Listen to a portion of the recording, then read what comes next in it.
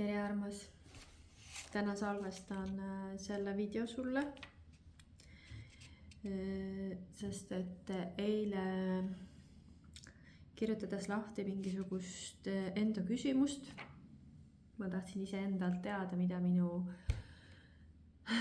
sisemine mina siis räägib. Sain ka sõnumi, mis on vaja inimkonnale edastada. Ja ma loen selle sulle ette. Ilmselt lisan ka enda poolseid kommentaare, kui on vajadust.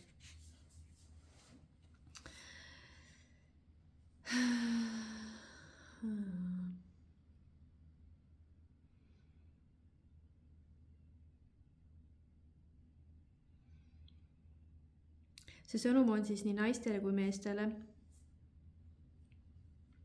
Ja see on mõeldud just nendele, kes elavad oma elu teiste jaoks. Ehk siis endast väljapoole.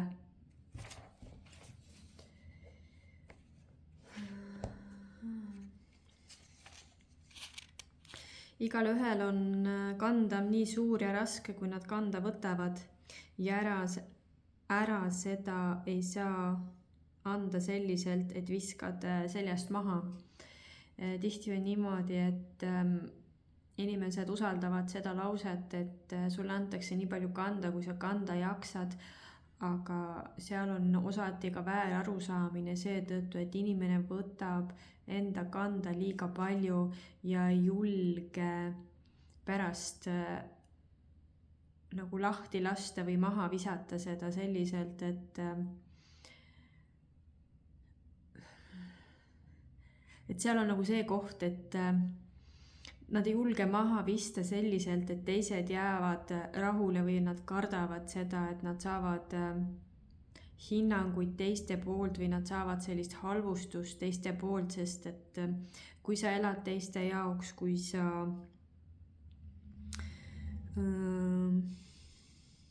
kannad mingisugust teise taaka ja sa annad selle siis energeetiliselt teisele tagasi, ilmselt ka füüsiliselt on ju mingisugused asjad jätad tegemata, siis ega see teine ju ei aplodeeri sulle positiivselt, et jess, väga hea on ju, et sa andsid mulle tagasi. Seda teeks ainult teadlik inimene, aga ebateadlik seda ei tee ja ilmselt kui sa juba kannad teise taaka või sa võtad midagi rohkem enda kanda, kas või enda valu pärast, siis seal ei teki seda aplodatsiooni või aplodeerimist siis, et jess, tubli oled. Järgmine lause, mis tuli, oli see, et igaühe ahnus on see, mis tapab sügavamalt või sügavalt. Et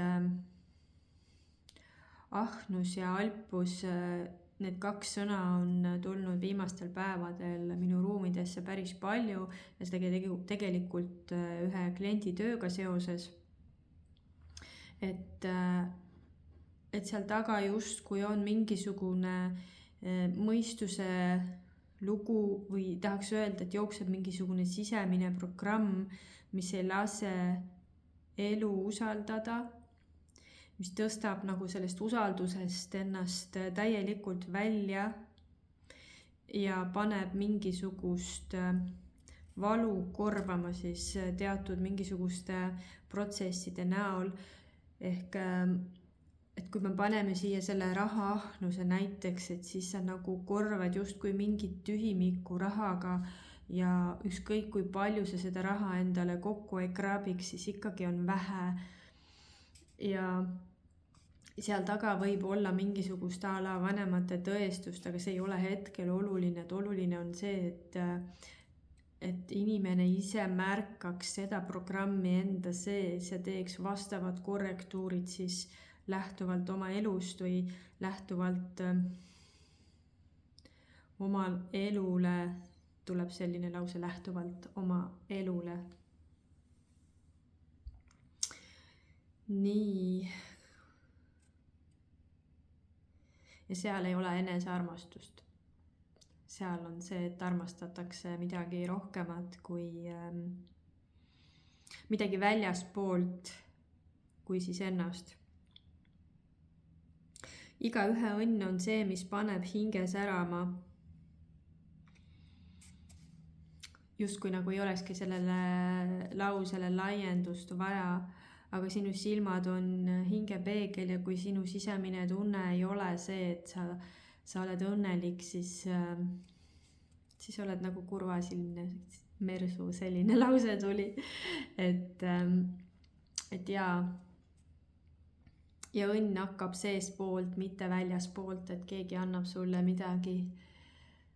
Sest et isegi kui sa saad väljaspoolt midagi, mingi eseme, mingi asja, raha, ma ei tea, mingisuguse kutse, siis see on nagu korraks selline lainetus, ma näen, nagu tekib selline nagu lainetus, mis toob selle õnnetunde ülesse, aga sinu sees ei ole püsivalt seda rahulolu, mis loob seda õnnelikkust. Et sinu sees nagu, kuidas ma saan selle energia sõnadesse panna nii, et see kõige parem oleks väljendada. Ühesõnaga öeldakse, mulle tuleb kohe selline lause, et õnn ei ole see, mida ootad väljast. Õnn on olek, täpselt nagu armastus on olek. Et see õnnetunne on ka olek ja nii palju, kui ma tean enda kogemusest, siis see on valik. Selle tunde avamine on valik, samamoodi nagu armastuse tunde avamine on valik, sellepärast et sa saad vaadata peale kõigele sellele halvale, mis su elus on olnud ja sa võid ikkagi armastada iseennast ja sa võid armastada oma elu. Et tihti on nii, et me lihtsalt ei taha tunnistada seda, mis meiega toimub ja me ei taha tunnistada endale iseennast. Lihtne on ju. Nii, igaühe valu on see, mis piinab tema lukustunud elu. Et me oleme saanud mingisuguse kogemuse inimesena ja meie enda valik on see siis olnud, kas me jääme avatuks maailmale või me paneme ennast lukku ja võin sulle öelda, et enamus inimese paneb ennast lukku. Sõltub sellest kogemusest, muidugi on erandeid. Kui ma vaatan nagu enda elu peale, siis mingisuguses osas olime väga kaua avatud, aga kui lihtsalt ma lubasin endaga teha midagi järgmist või siis endaga käituda ilma selleta, et ma seisan enda eest, siis ühel hetkel ma panen selle valuga ennast lukku, mis tegelikult minu sisse tuleb ja tihti ei põhjusta seda valu see teine inimene, vaid see, et ma ei ole julgenud seista enda eest, ma ei ole julgenud rääkida oma tõde, ma ei ole julgenud olla mina ise. Et sa saad aru hästi sellest siis, kui on mingisugused situatsioonid, ja sa ei ole julgenud midagi välja öelda või sa ei ole julgenud vastata, reageerida, rääkida selliselt, et sa saaksid midagi öeldud, vaid et see situatsioon läheb mööda ja siis mõtled, ma oleks pidanud seda ütlema, ma oleks võinud seda öelda, ma oleks võinud nii teha ju, aga sa sel hetkel ei tee, vaid et seal hetkel toimub tardumine. Ja väga palju siis inimesi, kes on endast eemaldunud, siis nad tõesti lukustavadki enda sisse kõik. Ja kui sa oled oma valus ja sa oled täiesti kinni ja sa ei lase mitte kedagi ega mitte midagi endale ligi, sa lihtsalt elad oma valumullis, siis kaua sa kannatad, on ju. Kui üks asi on see, et sa teed seda oma energiatasandilt, siis ma räägin äkki niimoodi energiatasand, kuigi sellist tasandit ilmselt ei ole olemas, öeldakse nagu teistmoodi, on ju. Et kui see asi on sinu energias, siis on see talutav võib-olla, või see on lihtsam, on sellest välja tulla, lihtsam on vabaneda, aga kui see on juba maandunud sinu kehatasandile, siis see väljendub tavaliselt mingisuguse haigusena. Nii et kui sa surud ennast kokku, sul on nii valus, aga sa surud ikka ennast kokku, mis siis juhtub? Sa tunned, et su hing on kinni, et sa ei saa üldse hingata, sul on nii raske hingata. sa surud ennast kokku, vaata, kui sa surud, siis läheb ka selgroog kokku, on ju. Sa tõmbad ennast väikeseks, sinu selgroog läheb kokku. Mis sa arvad siis, mis probleemid tekivad? Sul tekivad ilmselt mingisugused seljavalud, närvid on kokku surutud, siis need valud võivad minna kätesse, jalgadesse. Kui inimene surub ennast täiesti paigalseisu ja ta ei suuda sealt edasi liikuda, siis puusad on need, mis lähevad kinni, puusad lähevad kangeks, üldse ei saa enam painduda ja nii edasi, neid sümptomid on hästi palju, et ma ei hakka detailselt rääkima, aga ühesõnaga, kui sa surud ennast kokku, siis number 1 on see, et mul on raske hingata, ma ei saa üldse sügavalt hingata, ma hingan hästi pinnapealselt, sest et ma ei saa, mul on nii kokku surutud.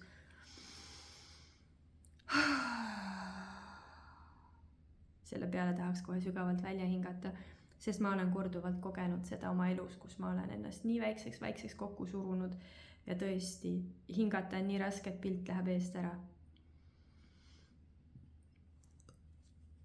Energia läks liikuma. Sellel teekonnal pole patte, vaid on otsus, mis laseb elada endale võõrastest hoolimata. Ehk et väga paljud inimesed tunnevad enda sees süütunnet, kui nad elavad endale, kui nad elavad enda jaoks, elavad läbi selle, et mida nemad tahavad. Ja väga paljud, kes oma süütunnet kogevad, siis nad ei valigi ennast, vaid et nad ikkagi teevad teiste soovide järgi. Ja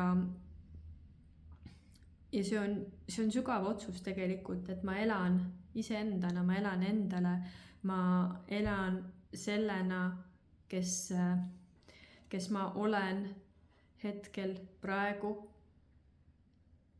või siis sellena, kellena ma tulin siia. Et kui sa ei tea, kes sa tegelikult oled, siis hakka elama sellena, kes sa praegu oled ja hakka märkama seda, et kas see elu kannab sind, kas see elu võimendab sind. Jäta kõik see võõras kõrval, ehk siis ära vaata, mida teised teevad, ära vaata seda, mida teised räägivad ja ära isegi kuula seda, mida teised räägivad sinust. Sul ei ole vaja seda teada, sest et see vaatenurk on nende oma. Et kui sa jätad kõrvale selle lause või selle tunde, et sul on häbi võõraste ees, et sa oled teistsugune, siis väga paljudel on muidugi see kohe algab lähedastest, et sa oled ka lähedaste ees, sul on häbi olla sina, sul on häbi väljendada oma soove, siis pane korraks see ekraan kinni, kus sa näed teisi. Jäta hetkeks avatuks ainult see, kus oled sina ise. Ja see on kõige parem viis saada kontakti endaga. See on kõige parem viis näha ennast, kui sa julged näha. Sest ma võin öelda enda kogemusest, et ma olen sündmustel teinud sellist praktikat, kus ma palun inimese enda energia enda ette tõsta, et sa näeksid ise ennast ja jälgiksid ennast, siis inimesed, neid on nagu kahte varianti ma olen näinud. Inimesed, kes päriselt näevad ennast ära ja nad ehmatavad, et issand, kes see naine siin on ju. Ma räägin naistest, sest et enamuses on naiste sündmused olnud. Mul on olnud ka mees kliente siis, kellele ma olen pannud seda harjutust keda ma olen pannud seda harjutust tegema ja ütleme niimoodi, et nendega on meestega on see kogemus, et nad näevad ennast. Naistega on siis 2 leeri, et on naised, kes näevad ja ehmatavad ära, et kas ma tõesti olen selline, et ta ei olegi märganud ennast, sest iseennast on kõrvalt väga raske vaadata. Aga on naisi, kes hakkavad rääkima mingisugust illusoorset lugu, kus nad näevad, et mul ongi elus kõik hästi, ma näen, et ta on nii õnnelik ja järgmine hetk hakkab rääkima enda elust mingisugust lugu, kus ta praegu on ja kus ta tunneb, et kõik on jumala aukus. Siis see tähendab seda, et ta nägi endast illusiooni seal ees, et ta juba lõi endale selle illusiooni. Ehk et otsus, mis laseb elada ainult endale, see ei tähenda, et sa sõidad teistest üle, vaid et sa elad läbi enda, enda jaoks, mitte teiste jaoks, mitte teiste hüvanguks, siis see otsus avab sulle maailma sinu ees ja avab sulle maailma sinu sees.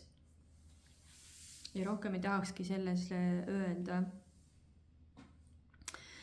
Ja järgnev lause on järgmine. Igaüks, kes näeb ja saab aru enda suurest egost, teab, kuidas teda enda eest varju tõsta. Et seal tekib see nii-öelda see varjumaailma mäng, et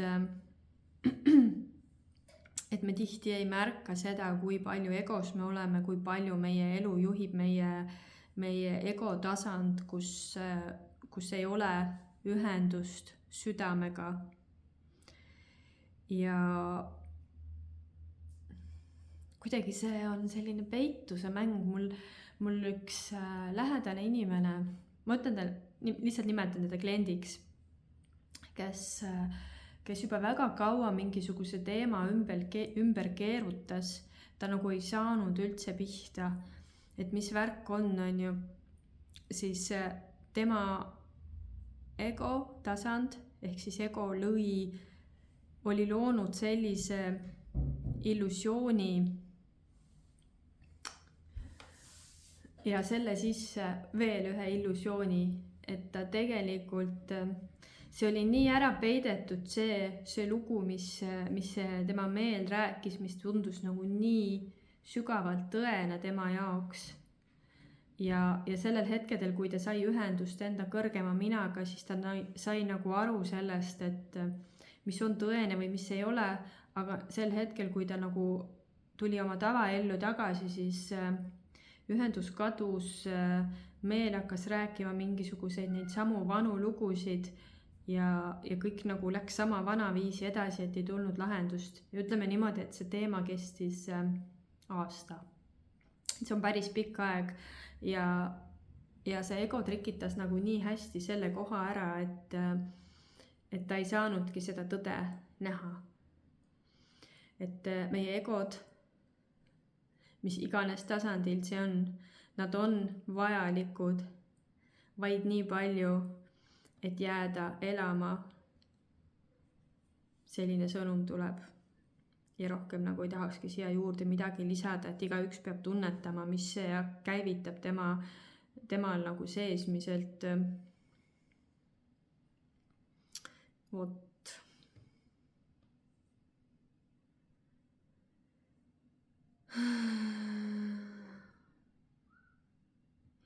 Kirg on alati sulle sõnumi andja, et see, mis saab teoks, lähtuks sinu sisemisest varakambrist, mitte välistest kinnitustest.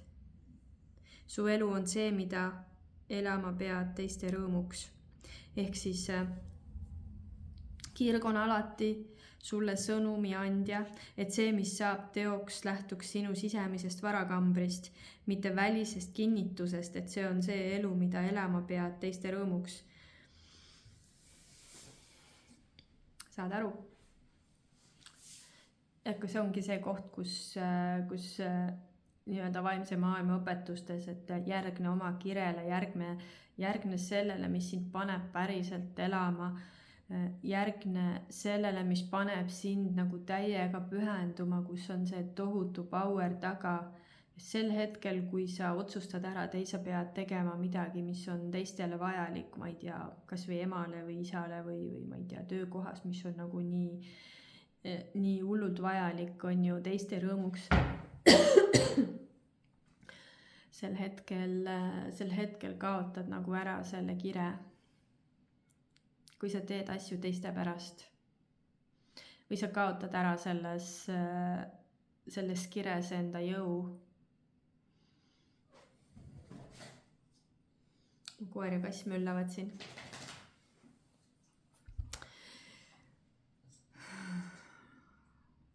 Ja sinu sisemine varakamber.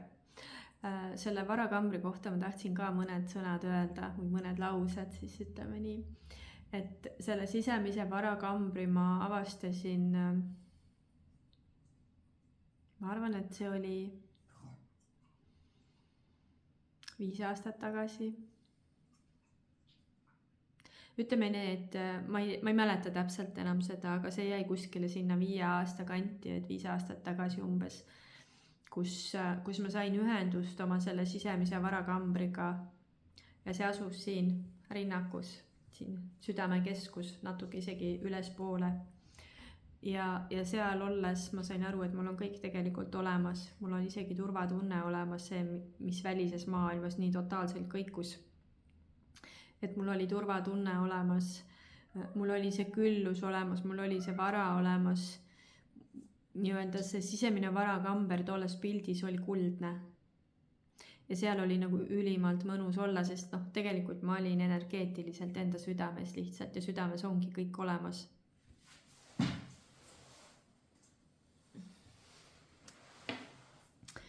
Ja siis ma unustasin selle ära. Ma arvan, et isegi mõneks aastaks. Ja see sisemine varakamber tuli mulle sellel sügisel uuesti nähtavaks. Ta hakkas ennast näitama ja see, milline power seal ühenduses olles oli. Südameruumis ma olen ju enne ka olnud, aga ma ei läinud teadlikult sinna. Aga ma arvan, et see oli mingisugune meditatiivne seisund, kus ma kogesin seda uuesti ja see oli nagu nii äge. Ma sain aru, et miks ma olin selle kõrvale pannud. Ühesõnaga, ma lasin välisel elul ennast nii palju mõjutada, et ma unustasin ära selle, mis on minu sees. Ja minu sisemine varakamber on väga-väga rikkalik. See maailm, mis seal eksisteerib, on nagu tohutult avarust täis, ma ütleks niimoodi. Ja endiselt on see ka rikkust täis, sisemist rikkust ja lähtudes sellest missioonist või lähtudes sellest, mis minule on siin selles maises kehastuses antud, siis minul on vaja hakata seda järjest rohkem jagama, sest et see paneb mind särama, see paneb... kuidas ma ütlen, see paneb mind märkama, kui mina olen oma sisemises säras ja vaimud on mulle rääkinud ja see oli isegi vist allikast või kõrgem mina allikas, see on üks ja sama minu jaoks. Isegi sealt allikast tuli mulle informatsioon, et mul on vaja hakata jagama oma kogemusi sellises perspektiivis, kus ma näen nagu päriselt välja säravana. See ei ole nagu õige sõnastus. Minu meel võib-olla räägib seda, et mul on vaja meeldida inimestele, aga mida rohkem ma tegin seda, et ma teen neid asju sellepärast, et teised mind märkaksid ja et ma meeldiks, ma saaks endale kliente, ma saaks omale sissetulekut, sest hetkel on see see ongi see töö, mida ma teen, see, mis toob mulle sissetuleku, rahalise sissetuleku. Siis mis juhtus oli see, et minu keha hakkas nii totaalselt tõrkuma ja mu kehas oli nii tugev vastupanu, et kui ma vaatasin seda kohta, siis ma sain aru, et ma ei saa minna seda teed, et ma teen asju nagu sellepärast, et mind märgatakse. Ma justkui meelega lõin nagu sellise illusiooni endale, et ma teen, see on see, mida ma armastan, on ju. Ma tegelikult ka armastan seda energiatööd ja kõike seda muud, seda häkkimist ja tervendusprotsesse ja kõike neid asju, sest see on lihtsalt nii põnev ja see on nii äge, kuidas inimesel tulevad taipamised ja kuidas nad nagu tulevad sellest läbi, kuidas toimub see energia muutus. See iga kord nagu tekib mulle sisse siin, et jess, tehtud, jess, nii äge.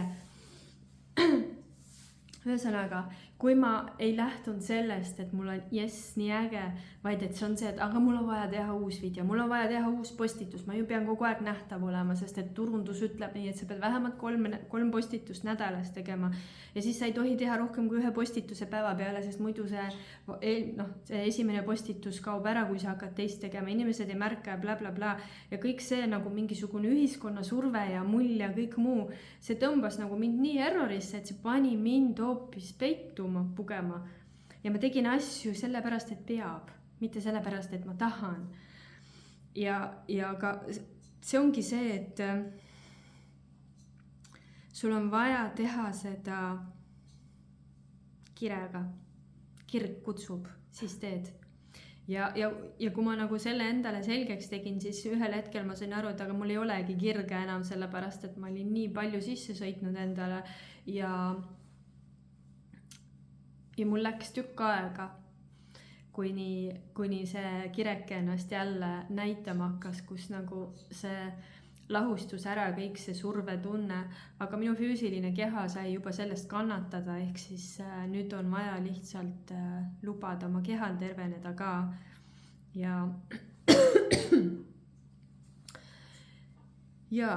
võtab köhima, aga mul on veeklaas kuskil, veepudel on kaugel, ma praegu ei võta. Nii, järgmine lause. Minu ja sinu elu saab olema täpselt selline, kui palju sa oled teadlik enda hüvedest, mida maailma jagada. Ehk see on nagu juba ma rääkisin sellest ära, et ma ju tegelikult tean, mida mina saan jagada maailmale. Kui sina ei tea, mida sa saad jagada maailmale, siis sul ongi vaja õppida seda kogema. Sul on vaja õppida saama ühendust iseendaga läbi selle ma ikkagi võtan meie pudeli.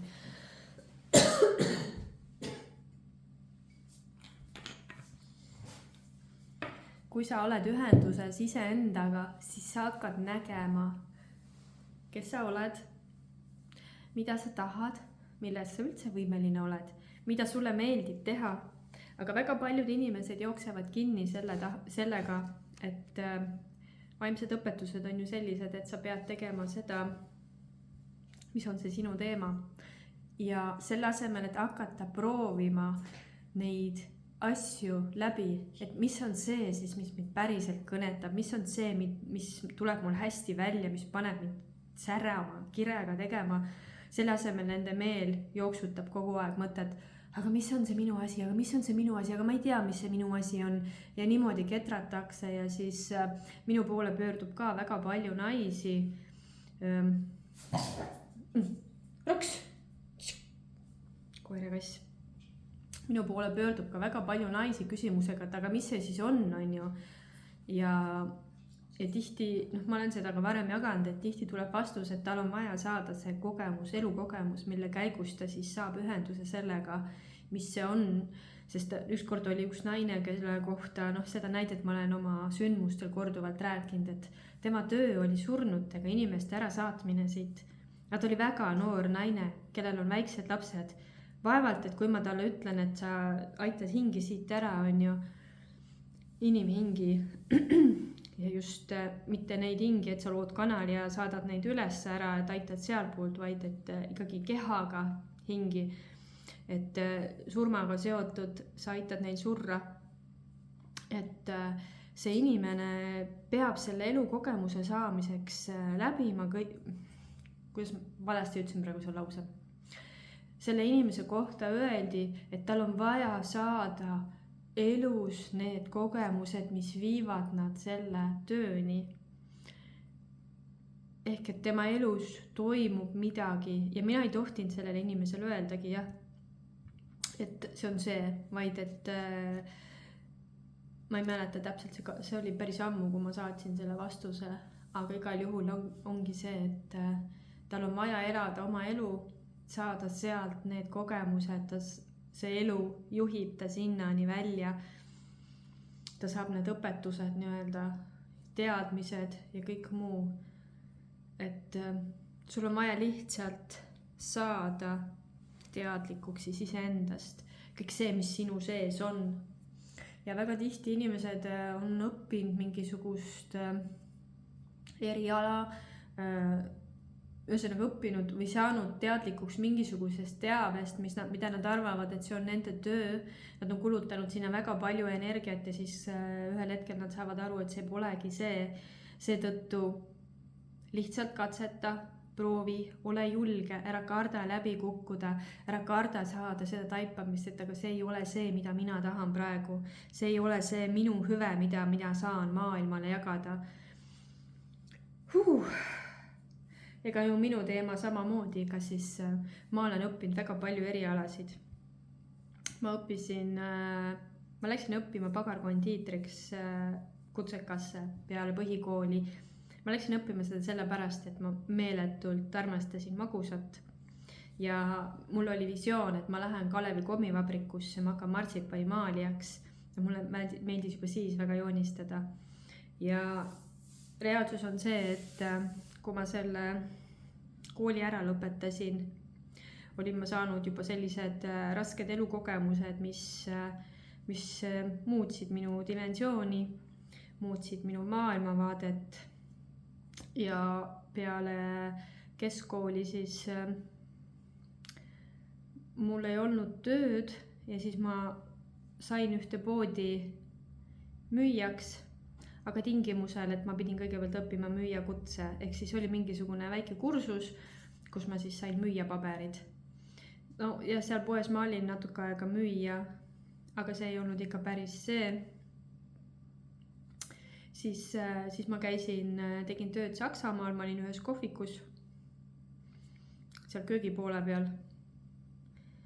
Ja ma tulin tagasi Eestisse, otsisin uuesti tööd ja siis ma sain tutvuste kaudu ühte ettevõttesse, kus oli siis selline kohvik-restoran ja siis ma õppisin, Tartus oli siis Püssirohu kelder, oli selline peenem restoran, siis ma õppisin seal, ma sain baarmani paberid, baarmani ettekandja paberid.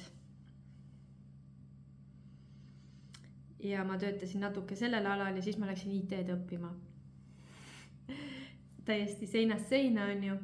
Õppisin kutsekas 1 aasta IT-d ära, sain aru, et see ei ole see. Ja ma maandusin 20 aastaks ühte ettevõttesse.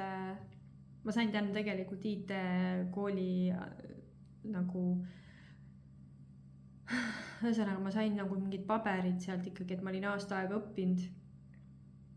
Ma sain telekommunikatsiooni ettevõttesse tänu sellele ja ma töötasin seal nii-öelda klienditeeninduses kui ka siis tagatubades circa 20 aastat. Ja sealt ära tulles ma olen juba oma nõia rollis, ehk siis see teekond, kus ma sain aru, et see ei ole see, ma õppisin ka toitumisnõustajaks, sest et toitumise teema mind nii tohutult paelus. Ma õppisin siis vahepeal ka tarokaarte aasta aega, siis sain aru, et kaardid minuga ei räägi selliselt. Mul ei ole vaja kaarte, et kanaldada, mul ei ole vaja kaarte selle jaoks, et lugeda inimese informatsiooni. Küll ma ennustusega ei taha tegeleda, sest et see on nii selline seinast seina olev asi, et seal taga oli ka minu see ebakindlus, et ma kartsin nagu eksida, aga hetkel ma tunnen, et otseselt ei olegi mul vaja teada seda ennustamist, aga see, mis ma tuleviku osas näen, ma saan läbi selle kliente aidata. Nii et toitumisnõustaja, igasugused need kursused, mis on nüüd lühikursused olnud ja praktikad, aga tänaseks ma tean, et minu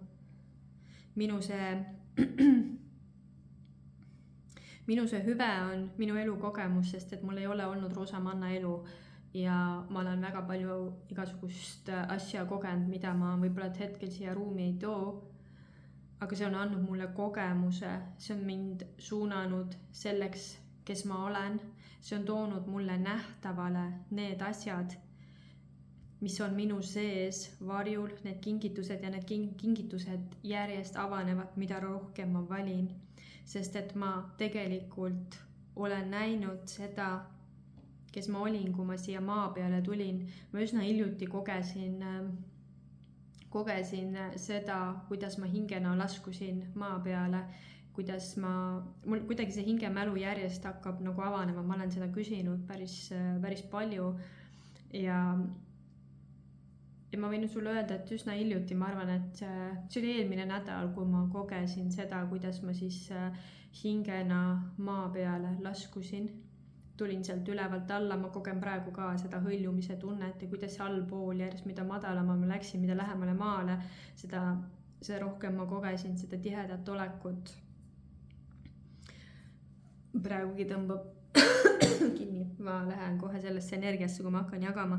Ehk et katseta, proovi, julge. Mida noorem sa oled, seda lihtsam sul on. Mida vanem sa oled, seda keerulisem on sul hakata uusi asju proovima.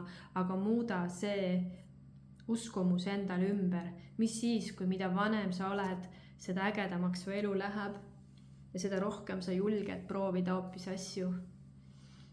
Et avastada, et mida sa nüüd tahad ja mida sa nüüd oskad ja mida sa nüüd saad jagada teistele. Ja ära vaata neid asju selle mõttega, et oota, aga nüüd see toob mulle selle raha sisse või see toob mulle selle raha sisse, vaid vaata ainult enda sisemist sädet. Kas tekib kirg või mitte. Tohutult laiendav on see igal juhul. Enda vaimu, enda energia, enda teadlikkuse laiendamine on see.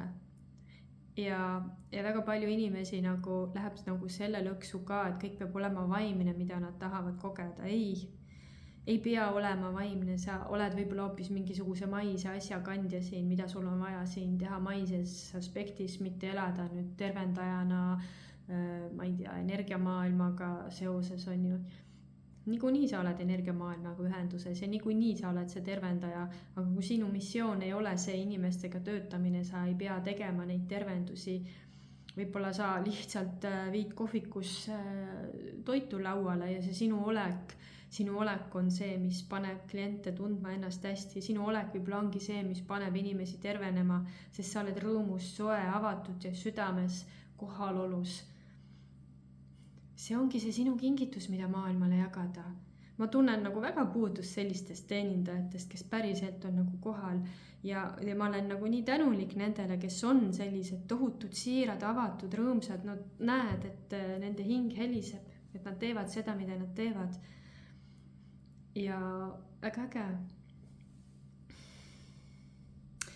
Ja viimane lause. Tegin järsu hüppe praegu sellest jutust ja viimase lause peale, mis mulle öeldi. Teiste rõõmuks olemine on kui nugakõril, sest eksides võid saada haava. Tunneta korraks seda lauset.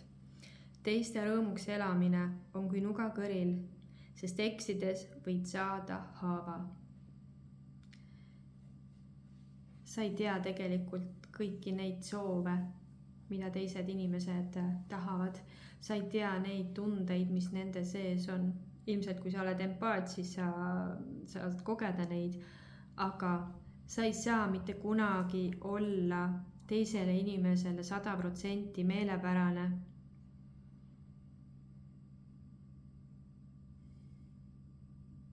Ja ma jätaks teise lause lõpu siit õhku. Sest sa ise saad rääkida selle lause lõppu edasi, sest et sa ei saa mitte kellelegi teisele olla 100% meelepärane, sest et 3 punkti.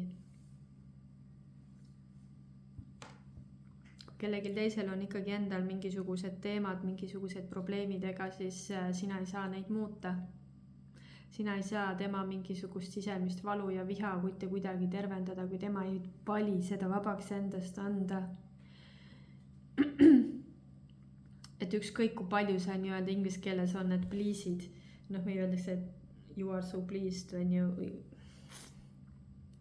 Ja, kui ma ütlen valesti, siis ütlen, et sa ei saa please'ida, sa ei saa teenida ja teha teise heaoluks kogu aeg kõike hüljates ennast.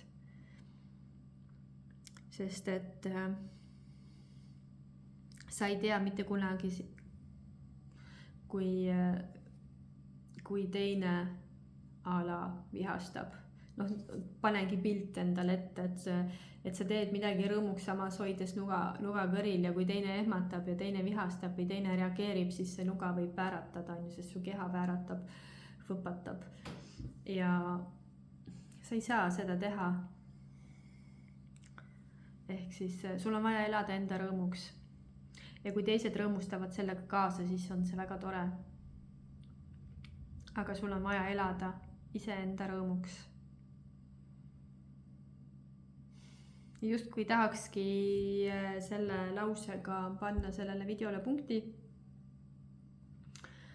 ja lase need sõnumid läbi, tunneta. Mina tunnetan, kas ma kirjutan need laused välja ka, ilmselt see video läheb üles kõigepealt YouTube'i, et kas ma kirjutan välja need kirjeldusse ka. Iseenesest võib kirjutada, tunne oli selline positiivne,